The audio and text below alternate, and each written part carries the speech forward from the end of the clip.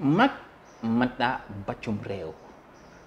Il y a un adage africain qui dit en Afrique quand un vieillard meurt c'est une bibliothèque qui brûle.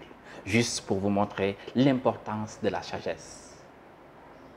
ba tax na tey jii nii mag am kilifa am responsable quelqu'un qui a su marquer de ses empreintes sa vie culturelle. kan mooy sama invité tey sama invité tey moom mooy ki nga xamante ni c'est un artiste hors pair un artiste multidimensionnel. Je vais vous dire pourquoi sama artiste moom mooy kan mu di Talibé Cheikh macha allah tarkalla ñu xam ko ci facette yu bare.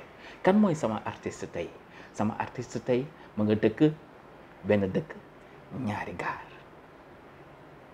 ma léebu leen ni nekk artiste yomb na nekk acteur yomb na tamit lan moo jafe être artiste dans son art ba tax na tey jii ma indi leen invité bu extraordinaire Cheikh Seck maa ngi lay ziar. Cheikh Ronaldo Kazalik. amee nuyoo. D'abord maa ngi nuyu seeni téléspectateurs Kër Ndanane TV di la nuyu yow mi ma jàkkaarloo di nuyu say techniciens di rafetlu itam wax ji mais diis na quand même quelque part parce que artiste hors pair dafa metti dafa diis ndax fii kenn mënu fi dara kenn xamoo fi dara ndax yàlla mu ngi wax ci alxuraan ni wa ma utitu min ilmi illa xalila kuy tiituru ci li ma la xamal jàppal ni lu tuuti laa la xamal kon ci cadre bi nga wax ak fi nga waxee ñun lu tuuti la ñu xam kon loolu ñu ngi ci wàcc wat suñu bopp te la woon ni yaa ngi jàkkaarloo taalibe koo xamante ni ba tey day jàng ndax nit wulus yàlla la moom moo xam lim ci denc moo tax bu saa boo gisee wulus bi dem rek fonk ko di la nuyu di rafetlu gisatuwaat bi ndax da nga absenté woon man xaw ma foo ne woon ci jamono ci ay jamono gisatuma la fenn mais fi nga nekk a neex. déggal grand moo tax gisatuma la c'est un grand plaisir d'être avec vous. merci donc tey gis ngeen que yéen a ko découvrir ñu am un invité extraordinaire comme ni mu leen ko waxee grand su ma la ne Khalifata Sidi wal Muxtaariya fi di mbër acca loo ciy teg fajal diini ay daanam tekkee palawar ndeysaan Talibé Cheikh baa ngi Talibé Cheikh baa ngi loolu leneen la dama xam lu nit ñi xamul ci yow mais yow nag da nga dangereux déggal grand da nga dangereux parce que bon fi nga tàmbalee kenn ku ne nee nañu kenn ku ne boo laalee fibre ba sensible ci moom rek yaa ko moom maa ko moom te man foofu nga laal dafa sensible non dama xam ni nga mel ci tarixa tijaaniya boo sopp ko sopp ko bëgg ko ak di ñaan yàlla dund ci dee ci dekk grand ñu nekk tournage mbetteel nga jiite ñu joxe ay dog ñaan wax sa cofeel mu marqué ma lool moo tax ma fël ak yow foofu c'est un plaisir waaw wuy ma am na lu Sénégalais yi di laajte dañ la xamaan ci beneen facette carrière bi gudd ci loolu yàggul noonu mu di way micro bee la bàyyi wala yaa bàyyi micro bi musuma jàpp micro bi ah leeral ka de musuma jàpp micro bi c'est-à-dire dafa am benn moment xam nga man sama art ni ma koy dundee mooy li ma sentir bu ñëwee en tant qu'artiste comédien damay def li ma sentir su ma ca pare naa ci am na génération boo ko fekkul après nga may ñu ci tuuti c'est parce que mooy moment bi nga xamante ni dama toog ba yàgg rek ma bind benn chanson bu tudd pitax mi man maa ko bind dem fay sama xaalis dem studio benn studio ñi dama koy génne dem comme siire man maa ngi mel ni ko am Youssou Ndour wala Omar Pène di dox ci jéego yooyu ba ñi ma nekk loolu sax ci wàllu théâtre mi waa ji moom ni mu sonn ci mbir mi non mais fekk ne booba du question neex baat mais li ma bind sentir naa ko bëgg naa ko def musique léegi may jaar fi nga xamante ni fa la musiciens yi war a jaar si c'est ça qui m'a conduit vers Laye Diagne bi daa ànd ak Kumba Gawlo waaw ma atterrir dans ce studio Laye Diagne bon mu ne mais grand Cheikh mi lii dafa neex après il a mis sa touche accompagnement bon ma def ko son ba ma génn mais mayaat ñu ci tuuti pour les téléspectateurs tuuti rek bu ndaw rek maa la ko ñaan pitax maa ni njalaxti to ñangoor ma kësere to ñangoor ma tan ma ko daan tan ma jaxay ja ko daan jaxay mulke ko daan mulki malaka ko daan malaka yàlla ko daan te yàlla mëne si ko daan weñ nga lakk weñ nga saasu weñ nga dogal di jaay tubay mu tubay ku ko suub Omar Njulle ko suub Omar Njulle di jàmbaar jàppum xulo laxasoo jàpp jaar muy naaru góor. Macha Allah. C'est des paroles man ni naa ko mettre en valeur par la musique ma jaar fi ma jaar. waaw laay dégg ko moom itam daal ni ma mais grand mais kii dañ ciy jàpp daal may dugalal son. mais les gens ont apprécié. alors mu dugal ko à la rajo yi di ko teg nit ñi naan waa nu mu demee nii ba yàgg ma ne bon man kii daal dama koy clip ma clip ko. mais malheureusement alors bi ma ko clipé 2 jours après j'ai été invité par Youssou Ndour au Cosaan quand Youssou mu ngi tëgg Cosaan. te il appréciait que de temps en temps may def première partie Cosaan. ça le président mu Youssou sama xarit la. nous avons maanaam sopp na ma ci li may def.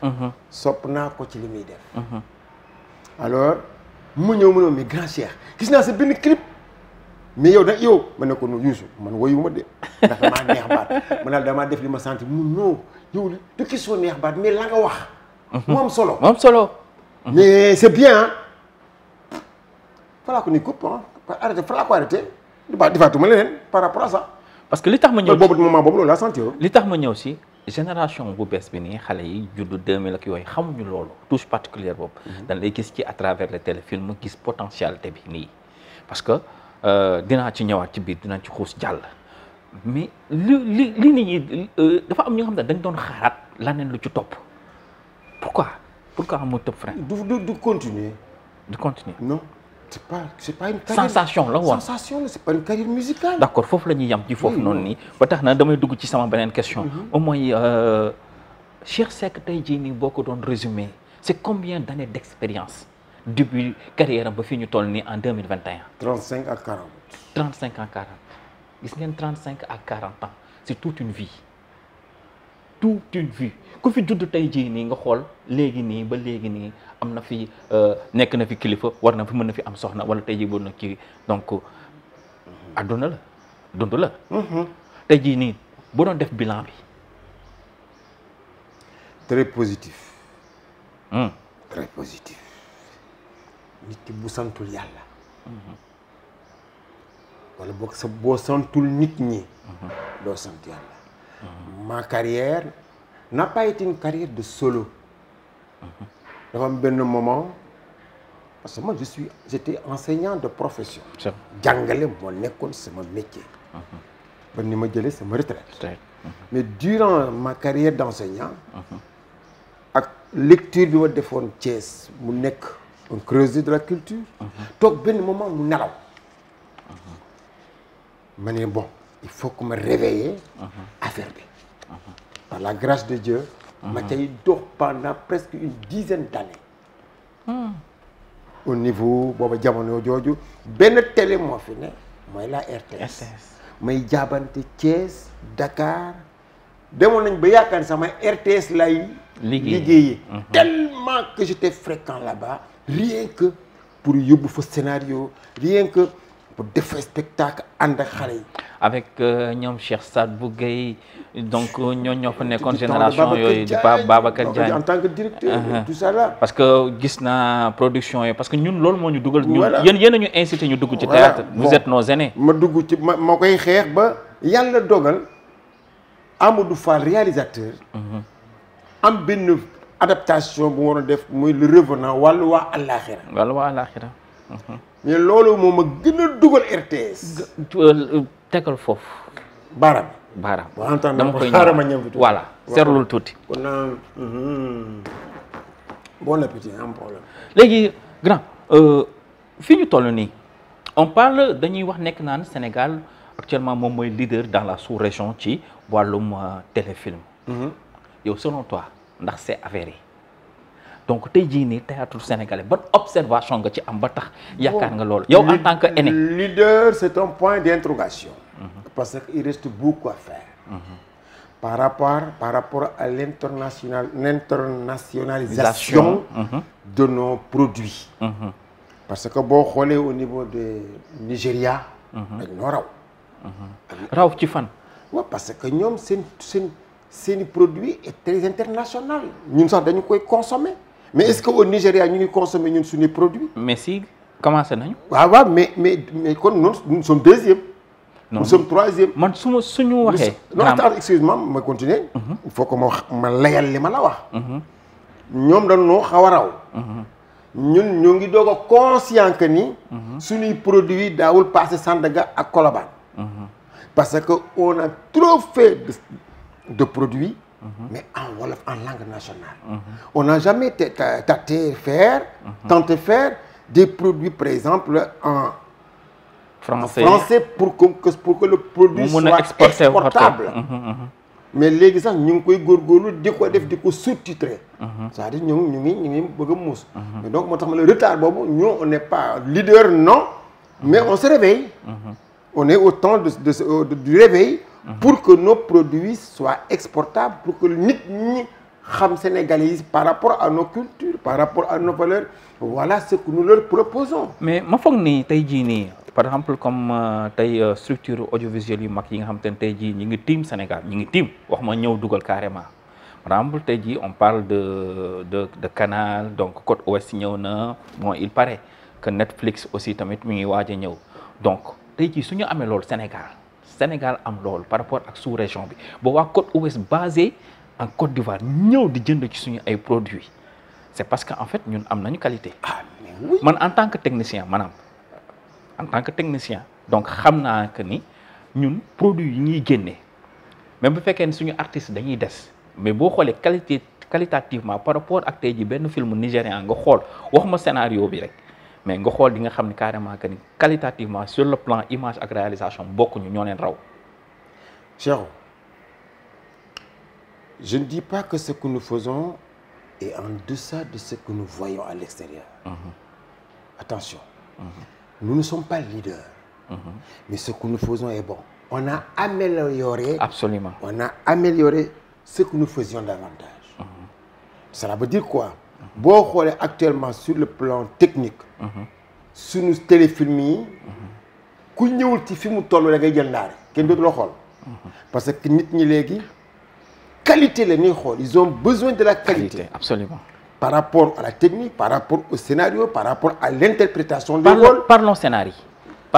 Comment tu juges yow nii en tant que par exemple yow mi nga fekk xam te ne man je suis très bien placé pour wax ni bokk nga ci ñetti génération macha allah donc tey jii par rapport ak tey jii nii film yooyu ñuy wax ñu nekk extérieur ñun on a fait des pans géants donc léegi qu'est-ce qui lan mooy frustré parce qu'il paraît qu'il y a des choses qui frustrent yoo xam te ne dafay xaw kii donc dina xaw metti yow en tant que nga nekk ci biir ba pare di wax mais yow selon toi lan la qu'est-ce qu'il faut corriger pour ñu mën nekk leader boobu.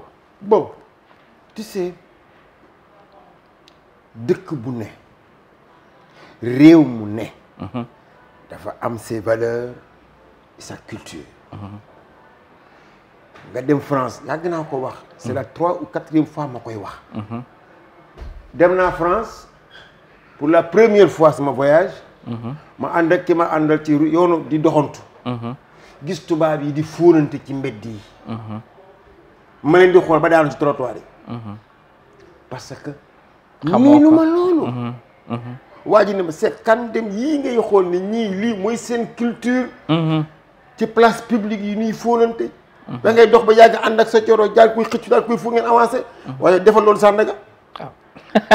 musiba naaru laay. oui yow demal France nga takk fa jabar Elisabeth indi ko Sandaga ngeen ànd biir Sandaga ngeen doxantu ba yàgg rek nga xëcc ko rek fóon ko. c'est inadmissible. et alors c'est parce que loolu ngay def moom tubaab bi dina xam ne sax yaa ngi wàcc sa ànd yow.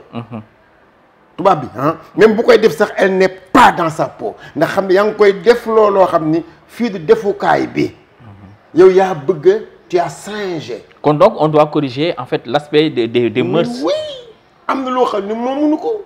par exemple dans nos scénarios si on va jusqu'à filmer ñaar ñuy sëy. ñaar ñuy sëy. mais loolu moo mënu ko. du ci suñu diine. du ci suñu valeur. du ci suñu nen nu yare. le lieu ne s'y appelle pas du tout. même fóonante bu direct. ñun sax ñun moomuñu ko. ñu koy filmer. ngi jàpp une femme mettre ko toute nue.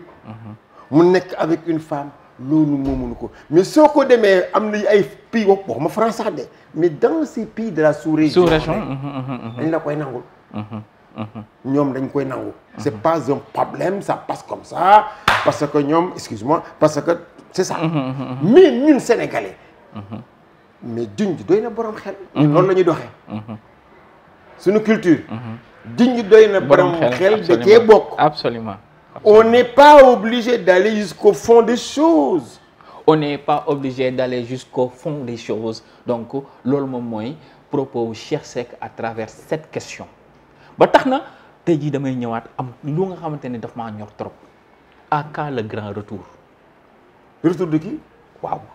retour de qui da jànqeen bul ma wax nag ni ma jànqeen am na. maa ngi xaar rek ba nga ni ma jànqeen am na. non attends moi du ma la wax ni du ma ñëw foofu parce que jànqeen c'est moi qui ai créé Jànqeen Production. ma wax la lu tax ma la koy laaj parce que man j'ai eu la chance man suivre jànqeen mu def production sur scène valeur boobu mosatuma ko gis à part les 7 couches. man li ma seetaan man dama ni non. ban pièce la woon. yéen a ko defe woon Université Saint-Louis temps yooyu. d'accord voilà mbënd mi la. mbënd bi. mbënd mi bi nu mu tudd di kii di wax jaan ci suuf. xam nga kii wax yooyu noonu. mais loolu c'est extraordinaire donc on voyait une compagnie théâtrale très soudée très unie tey jii gisatuñ ko vous êtes éparpillés donc man xam naa bon en fait xaw ma ci lu bare mais toog naa ak yéen ba tey ngeen wax mais tax. tey jii jànqeen am naa fu may ñëw faneen fu may laalaat. kañ le retour bi. le retour c'est bientôt je veux te dire bientôt. alhamdulilah parce que bien que kenn ku ne parce que xam nga c'est moi jànqeen c'est moi qui ai créé la table. ku ci bokk maa la ci boole. mais moment yooyu loolu moo xewoon les troupes traditionnelles. moment bi may créé jànqeen. invité nañ ma fii Sud FM. booba jànqeen ngi nekk ci digg dëndëm DJ Mbaye invité ma ne ko bientôt les troupes traditionnelles vont disparaître mais dafa téye gémmiñam mu ma ba ci jànqeen ma ne ko wéy xam nga parce que jamono moo ko fay jëlee parce que c'est comme tout un projet vit et meurt. absolument. te les troupes ça se crée au niveau des affinités. Le passe-temps autour d'un thé bon man ci laa créé jànqeen ni bon il y a des talents qui sont à Thiès man feeñ naa ci wàllu àllaxira j'ai eu l'occasion mais dinaa fexe ba ñi nga xamante ni ñoo ngi fii te ma xam leen te nu ay talent mais amuñu chance amaguñu opportunité feeñ télévision muy RTS je vais essayer de les attirer wan leen aux Sénégalais que ni lii existe à Thiès man Cheikh Seck maa ci gën a tuuti muy maam Cheikhou boobu tudd Gunda saa neex muy Cheikh Ndiaye mi Jojo muy Gorgui Gning muy Nguri muy Moussa Seck Ousmane Kane muy ñooñu dama yàgg xam ni c'est des talents mais malheureusement mun noo feeñ fenn man maa leen jël boole leen ci wàllu waa àllaxira réalisateur bi ni ma mais ñii ngi fi indi mënuma leen a fay ma ne ko man maa leen di fay ci sama cachet mais ci lañ commencé génn ci la jànqeen juddoo mais dafa am benn moment boo xamante ni jànqeen kenn ku ci ne benn moment boo xamante ni kenn ku ci ne kilifa nga. Il fallait maintenant laisser à chacun d'aller chercher sa chance quelque part. En premier lieu, moi, j'avais envie à un moment donné de me soustraire, que tu sais, c'est des études du tour traditionnel. Et puis, madame, défiler. C'est ça que Serigne Ngagne te gis nga loolu bénéfice bi mu am. Serigne Ngagne est allé à Dakar. li ci li ko yàlla defal ak ci li ko yàlla mën loo. Il a récupéré les éléments. commencé liggéey ak ñoom ba actuellement boo xoolee ossature jànqeen mooy ossature mbetteel. C'est ça le prolongement de jànqeen. Mais effectivement xawma qu'est-ce qui t'a fait employer le mot retour. Effectivement il y aura un retour. parce que ñoo ngi waxtaan. xam nga lan moo tax. excuse-moi je termine. ñoo ngi waxtaan. pour se retrouver quelque part. et faire quelque chose. te du tee. maanaam on va se retrouver en équipe nationale. bu nu paree kenn ku ne dellu sa club. xaw ma ndax dégg nga ma. dégg naa ko bu baax xam nga lan moo tax ma ñëw ci grand. parce que man aussi ñun ñoo ñëw après yéen pratiquement ngeen xajal ñu.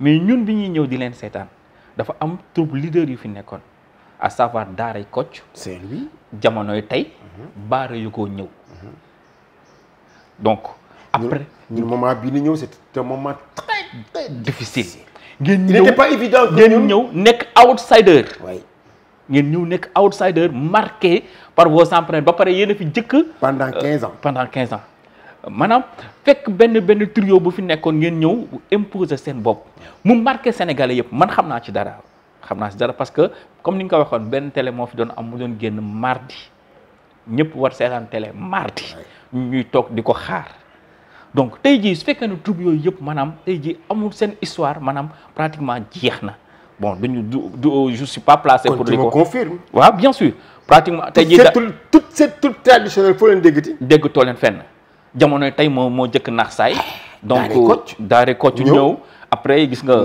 Ndar a disparu mais quoi qu'il en soit boo xoolee yooyu aussi tamit li ko créé y a eu énormément yaa na leen yàlla xare àjjana énormément de décès boo xoolee troupe yooyu mais macha allah yaa na leen fi yàlla saxal tey jii nii jànqeen pratiquement seen effectif ñëpp pratiquement ñi ngi fi moo tax macha allah moo tax mu ne à quand ce grand retour bientôt ba pare dafa am lu nga xamante ne par exemple tey jii nii ça s'exporte mooy théâtre sur scène nit ñi xamee wala te yéen vous êtes extraordinaire dans ça yàlla daf leen ci may parce que par exemple comme une ñoño mais ñoño potentiel bi nekk ci ñoño. je te rassure Cheikh maa la ko wax fii ci émission la ne parce que ça va faire le monde inchallah il y aura un retour inchallah et ce sera un grand retour inchallah maa ngi ciy liggéey ñu ngi ciy liggéey ndax ñun ñëpp bokk nañu bëgg ni war na noo mën a ñëw ci équipe nationale bi def dara le Sénégal inchallah c'est bientôt le Sénégal a besoin de ça on a besoin donc du retour de Diankhène sincèrement donc ñun ñoo ñu inspiré ba ñu mën a ñëw par exemple tey jii léegi nag damay ñëw ci par exemple wax nga ko tes rapports avec artistes Diankhène parce que fii dafa am une forte concurrence même su fekkee c'est une concurrence très saine parce que fii ku si nekk xamante ngeen donc c'est vrai que Dakar laa dëkk donc laa defee sama vie culturelle pratiquement donc di Saint-Louisien mais pratiquement sama vie culturelle maa ngi ko defee Dakar donc mais xam naa carrément que ni fii dafa am une forte concurrence looloo tax sax Thiès baax parce que il faut que concurrence boobu mooy tax nga bonifié wu léegi tes rapports ak ñooñu. Moi je peux dire que je suis le comédien le plus heureux du Sénégal xam tax mooy acteurs culturels yi en général les artistes comédiens en particulier ñoom ñëpp samay xarit la rawatina na waa Thiès gis nga Mame Cheikhou Sanex musuma wooyee lu dul père damay dajeeg moom dugal sama loxo ci poosam mun ma loo ci fekk yaa ko moom et puis sax nañ dem sama kër nu añ ma teral la yóbbu ma këram ma bàyyi sama yëpp topp ko dem këram añe fa ba reer fekk ma fa mu génn xaalis bu bari jox ma Serigne Ngagne maa ko may jabar kii moo ko may sama doom la te bi ma koy may nga amul sax lu jënd son leen man xam naa si dara. ça veut dire donc voilà Cheikh Ndiaye bi ma koy jël di koy yóbbu fii Baatal derrière Ngaye sur un projet que j'avais avec Vision Mondiale sur le sida ma bindoon benn scénario bu tudd Mor Fagaru Cheikh Ndiaye Jojo mi moom laa defoon sida dama ko ngemb war a bëreeg moom man Mor Fagaru c'était la première fois ma ñu dëpp ko caméra mais su ma dajee ak moom day naa moom fii c'est de la direction de la cinématographie damaa ñu mën a mais grand Cheikh mais yow li nga sol rafet na trop mais xam naa amoo xaalis waaw kan dem sama oto may waaye ñëwal waaye yow amoo dara ba nit ñi taxal foofu di ree Cheikh Ndiaye mu dugg ma ci otoom day di ubbi coffre fam génn xaalis ba ne ma amoo dara da ngaa sol rafet mais yow dara xam nga dafa neex man loolu yàlla defal na ma ko ak les artistes comédiens ba kenn ku ci nekk saa yu ma la gisee rek day mel ni bon wasalaam mburoog macha allah donc dañuy ñaan yàlla rapport yooyu di gën a fructueux. di gën a fructueux ces rapports pourquoi parce que yàlla moo defal les artistes comédiens de Thiès dañoo suudewu bien avant la naissance des troupes avant la naissance de Diankhène avant la naissance du Soleil Levant avant la naissance du cercle de Coër ñun fekk na booba daal lañu daje fii salle des fêtes bu mairie bii di théâtre daan nañu daje jaxaaw wut ay sàkket di théâtre daan nañu daje ni ñëw ko ay kër Cheikh di demlante di théâtre tur yi doog a ñëw d'accord donc ba tax na damay rapport yooyu dafay tax daf may dugal ci beneen question bu doy waar nag lan moo tax ngeen dàq Ngoury man noonu laa ko mën a tuddee ah dàq Ngoury fan Ngoury fan ci fan gisuñu ko ci production Bettel non grand maa ngi ñëw pareeguma c'est une question pertinente bi may wax nii lan moo tax ma trouvé ma wax pertinence su question bi parce que il paraît que dañ ni Ngoury suñ ko daan woo Bettel dafa daawul am jot par rapport à ses activités culturelles à ses activités extra yu nga xam te ne mënu ko boole ak kii mais ñu xëy suba gis que ci dans une autre production et pas dans Bettel après ñaata saison pourquoi kon pour ñun ñëpp nee nañ exception la du sama wax nag gis nga nit ñi ñooy jéem a répondre à une question qui ne leur est pas posée. ok nit ñi. leeralal ci kanamu ñëpp. waaw gis nga nit ñi. ñooy jéem a indi benn réponse à une question qui n'est pas posée. Il y a deux choses. question bi posé wuñ leen ko. nu bëgg ko répondre am na question boo xam ne dañ koo bëgg a répondre te xamuñu nu ñu koy répondre. explique à ces Sénégalais. Ngoury à ce que je sache. n'a jamais été exclu de quoi que ce soit. Mbettel est un projet de Serigne Ngagne. Ce n'est pas un projet de Cheikh Seck dont maay professeur maay maître. Mbettel a un scénariste. qui s'appelle Samba Diaw. mais à travers un scénario ci ngay convoquer ay artistes. surtout man mii may seen mag di seen professeur. boo wàññee séquence yi ma am ci Mbettel ma du sax juróom wala juróom-ñaar. et pourtant saa yi buy Serigne Ngagne di tourner je suis là-bas en train de l'appuyer. mais le scénariste n'a pas besoin de moi bu ma soxlaa dina ma woo. c'est très simple. de question exclusion ni quoi. de frustration boo léeg-léeg sax nga ñëw tournage bi sax fekk fa Ngoury. loolu wala boog Serigne Ngagne bu paree tournage am bu demee këram fekk fa Ngoury di ko xaar ndax soxla ko. wala nga dem fekk xujja. jabaru Ngoury. nga fekk ko ca Ndey Kumba Caam mi ma may Serigne Ngagne mi sama doom. nga fekk ko ca lalu Ndey Kumba Caam ñoom ñaar ñu toog di waxtaan. cela veut dire quoi. mais est-ce que nit ñi ñooy dugal foo ñooy créer benn loo xam ne n'existe wu fa. ça n'existe pas là-bas.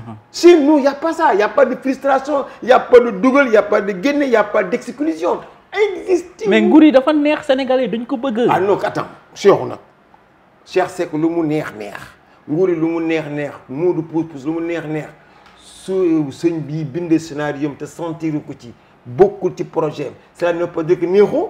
problème de sensation la. Ouais, merci beaucoup. Problème de sensation la scénariste yi pour répondre à cette question nee nañ scénariste bi sentiru ko.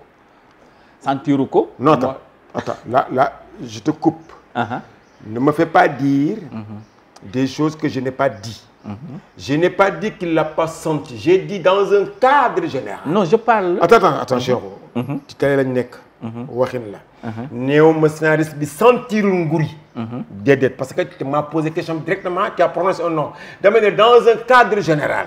une personne ne peut ne pas se trouver dans un scénario parce que bokkul ci mbind ma. non leer na parce que yow sax nee nga yow sa jëmi bopp yow sax li nga ci am séquence barewul. Voilà donc. non je parle du scénario pas du scénariste. donc scénario. donc scénario bokkul ak scénariste. waaw d'accord mais donc pour être clair. pour être clair et répondre à ta question. il y a ni problème. ni détail. entre Ngoury et Serigne Ngagne. non je parle man waxuma sax man je parle pas. foofu leer na j'ai pas parlé de Serigne Ngagne là-dessus.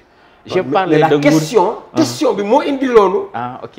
non sa question moo indi tur wi. parce que da nga ne ma Ngoury a été exclu. da nga toi non je parlais par rapport ak ndax parce que man dañu jàpp ni prolongation wu mbett kii jànqeen prolongation. non voilà le problème.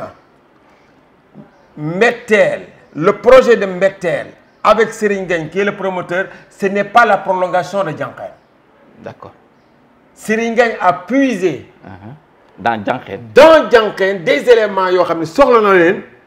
joué loolu. donc 5 minutes moo ñu dese woon ñu ngi ñu koy wax ñu ngi ñuy wax par rapport à ça gis ngeen man ak suñu gars yi. waaw ma leen di laal kenn waxu ko man maa la bëggoon parce que dama xam sa rapport ak Ngoury xam seen rapport. yow gëj naa laa gis mais yow c'est dangereux ba tey donc dama mës a toog ak yéen ñëpp pratiquement ci benn ngénte ma gis sa affinité ak Serigne Ngagne doo ñu may benn anecdote boo leen dund bu neex parce que ñam naa ci ba taay. Sénégal kii li may laaj nii dafa ma koy laaj mais moom gën a xam. mais pour sénégalais parce que. loolu dafa neex xam nga. affinité bu doy waar noonu. Ngagne yàlla mooy def rek nit ki ngeen am rapport yoo xam ne sax. donte Ngagne dama ko mag fopp. Ngagne du sama xarit. samay xarit maa moom ñoo yem âge Ngagne sama rakk la. mais yàlla moo dogal. muy sama mbokkum taalibe ci wàllu pas-pas. muy sama wéttal si wàll fu ne ànd nañ fa nag. def nañ lu ne ba mu des rey nit. alors Ngagne di ñëw sama kër di ma seet si kër gu mag boobu toxooguma. bu ñëwee ma accaparé ko on parle de théâtre on parle de séquence on parle de scénario ba un jour sama soxna. ni ma kaay yow seer nga.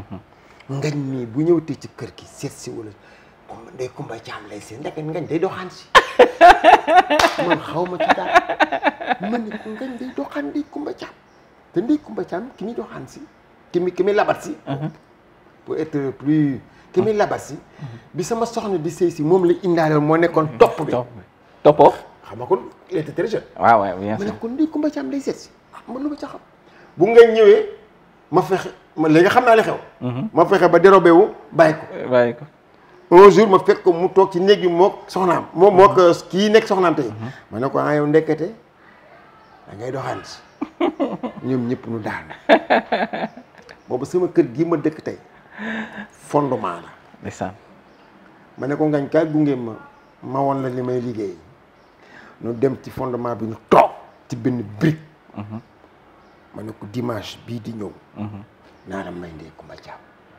non parce que man noonu bul def yooyu ma xamoon naa ni boo ko yëgee. ma ne ko gis nga c'est rajo xaraay sa yéex ji faale wu dimanche bii di ñëw. incha allah. naa la may Ndeye Kumba Caam. non xam nga man sama néeg bee bon et puis amaam ay ma ne ko Ngagne kooku sa néeg ba day senn yaa xam amagoo taabal joo fa def c'est ton problème mais jàppal ni dimanche prochain. yàlla may Ndeye Kumba Caam mun ma mais ma ne ko bu ñu jullee timis dinaa ko dugal ci sama 205 bi indil la ko mu xam ne dëgg laay def le lendemain ñu ne ma may ma ba dimanche bële ma may ko ci dimanche bële ma may ko ci même jour ba ma xëcc Ndeye Coumba Thiam ak bagage yi ma walis yi ma amoon ak yëpp dugal ko ci ginnaaw oto bi muur ko ñaanal ko yóbbu ko kër ngañ dugal ko ci néeg boo xam ne sax day seen mais ngañ laa wax ni moo jara may jabar ngañ laay wax ni moo jara dénk jigéen ngañ laay wax ni ko am jom la effectivement parce que bi ma koy may Ndeye Coumba Thiam du ay xaalis yorul tous benn néeg la yor mais xam naa ni ku am diine la xam naa ni ku am jom la xam naa ni ku am vision la boo demee tey këri ko la mu tabaxal Ndeye Coumba Thiam Macky Sall sax mën na faa tabax mën na faa fanaan waaw te loolu laa doon wër macha allah donc vraiment yéen a ko dégg ñu ngi ci cëppaandaw émission bi ba tax na lu duuf ci nag bi xajul ci cin bi vraiment bëggoon nañ fi poser waat ay questions mais gis ngeen ko donc équipe technique bi waa régie waa réalisation mais j'en profite nag ci fin bi dala wax ni l'amour bi nga am ci théâtre sur scène moo ma animé ba j'ai écrit c'est actuellement mooy sama projet phare ci moment bii ma toll j'ai écrit une pièce qui s'appelle Héritage sans testament yow noo koy bindee boo ko doon bind en français waaw ni ma ko kiiwee rek sans bi noo koy bindee lu dul kii SANS waaw du SANS c'est SANG G le sang waaw Héritage sans testament c'est une pièce que j'ai répétée pendant 1 an c'est en poche ñeenti nit ñoo koy jouer en plus c'est tout en français da ngay may exclusivité bi Kër Ndaanaan donc ñi ngi may wax ni ma temps bi ñu joxoon jeex na des nañ ay questions épuisé wuñ ko mais dañuy ñëwaat dañuy mayaat beneen émission bu nga xamante ne dañuy ñëw ñu gën a mën a yaatal léegi nag dama lay wax sa mot de la fin nga taftal ci ak lan ngay wax conseil par rapport ak le théâtre sénégalais defaa le mot de la fin. bon mot boo bëgg bon xëy na peut-être damay def dama koy dëpp. li may conseiller. théâtre bi actuellement nii. delluwul ginnaaw. dafa avancé. nañ ko gën a perfectionner. en employant des moyens techniques de dernière génération. pour que nit ña xam ni fa nu newoon. jóge nañ fa. soo seetloo. yenn téléfilm yi fi muy daw boo xoolee image yi xool xam ni gars yi yokk nañu cere yokk nañu ñeex dolli nañu ñeex donc ba sa des xale yi bëgg théâtre am na ñoo xam ne dañuy judduwaale seen i mbir waaw seen ay bagage boobu mais ñi nga xam ne judduwaale wuñ ko te bëgg ko nañ ko jàng effectivement kenn mënta tariloo jàngul allez vous faire former fu ngeen dégg centre de formation dem leen fa ngeen jël fa xam-xam ba mën ko traduire en acte à travers vos jeux mais kenn mën a bëgg lenn te doo ko jàngee allez vous faire former moi j'ai fait beaucoup de formation pour ma rek mën a gën a améliorer li may def mais gis naa ne actuellement nii ñi nekkul sax artiste comédien ñooy gën a percer les artistes comédiens dinañ ci waxtaan incha allah bon kooku beneen débat la parce que art bi wax naa ko un jour Youssou Ndour dans les coulisses di cosaan nuy waxtaan ma ne ko Youssou ma ne ko gis nga aar ma ne ko géej la kenn mënu ko arrêter par les bras ma ne ko da ngay sangu génn sa morom sangu da ngay am na koo xam ne sangu indiwu ko day ñëw rek pour féexlu ci plage bi am na koo xam ne sangu indiwu ko féexul indiwu ko day dugg ci géej gi pour napp jën mais jën ya ay qualité la am na jën yoo xam ne pirogue du ko napp chalutier moo koy napp ma ne ko loolay aar na nga ñëwee rek dina lay parce que aar day tontu soo ko aaree déggoo ma de aar boo ko aaree boo waxee moom mu tontu la te bu la tontoo nga bég mais boo ko aarul da ngaan aar daa muuma maanaam da nga cay yàgg te doo gis dara c'est parce que da nga am noo mel effectivement aar dafa fiir macha allah donc tàggool kontaan de te retrouver waaw après mais yàggul noonu tamit grand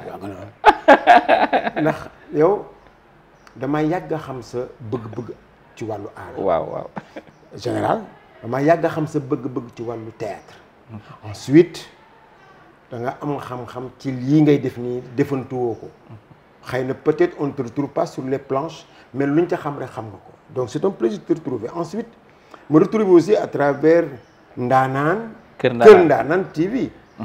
c'est un plaisir. moo tax ñu invité la fi Ndaanaan rek a fi. waaw parce que waaw sant yàlla parce que suñuy jamono am nay temps yi xewul woon. YouTube xewul woon. site yi xewul woon. on était là. mu metti trop. mu metti. moo tax ñuy ñaan ngeen ñëwaat. nu bëgg rek mais yii xew nii. mooy valoriser ce que nous avons. On a besoin de vous et sans nous vous n'allez nulle part. Ça c'est sûr. Parce que c'est nous qui sommes vos produits. C'est nous qui alimentons ce que vous avez. Mais nous aussi, mënuñoo toog te yéen ñëw leen ci ñun pour nu mën noo gis. Donc il faut qu'il y ait une collaboration franche et loyale entre vous et nous pour que art bi, pour que le théâtre en particulier mën a dem. Et ne vous arrêtez pas seulement sur des interviews. Ne vous arrêtez pas sur sûrement aller plus loin que ça. Parce que on a besoin de vous. suñ la kër ndaanaan woowoon ci production di nga ñëw. ne ngoon. Inch'Allah rabbi. Parce que bu doon ngoon la si je viens chez vous je vous amène un produit à faire. suñu coordonnateur mi ngi fi directeur général bi di Assane Lo sa doomu ndey la. donc on a parlé. Voilà. te dégg na la ma ko wax. ngeen baal ma donc on est obligé de rajouter 5 minutes parce que mënuma nekk ak pointure bu toll nii. n'est-ce pas vraiment. non man loolu laa ko tuddee parce que xam nga man damaa yaru ci yéen. Voilà. mais tey. Voilà. nous sommes là pour vous. te on est prêt à travailler avec vous.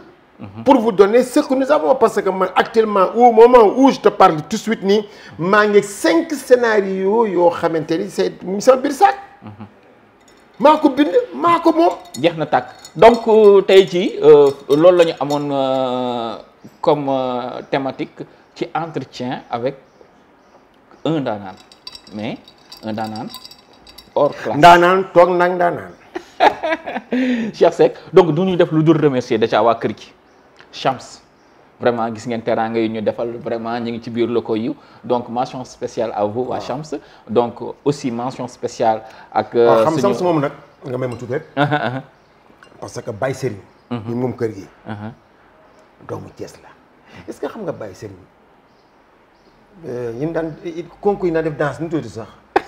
waay mooy ay Samb. ak Oscar les vacances yi. Baye Serigne faisait partie des danseurs. du troupe bu Thiès. moo leen dàq fecc ñoom ñëpp. ndeysaan. mais c'est un gosse. bu am vision. vision la parce que. pare yéewoon ci alalam. non. yii mu réalisé yëpp. ce n'est pas parce qu'il est millionnaire. daf ko réaliser parce que dafa am vision ndax dafa am bindkat bu ne une vision qui ne s'accompagne pas d'acte n'est qu'un rêve. waaye une action qui ne découle pas d'une vision n'est que temps perdu. waaye une vision suivie d'action peut changer le monde. waaye xam-xam a ngi waaye donc c'était on avait Cheikh Seck comme spécial invité muy du suñu mag du suñu kilifa di ndaanaan pire ñu amoon ko ci entretien exclusif di leen jox rendez-vous à très bientôt merci beaucoup merci à mon équipe technique. Bye.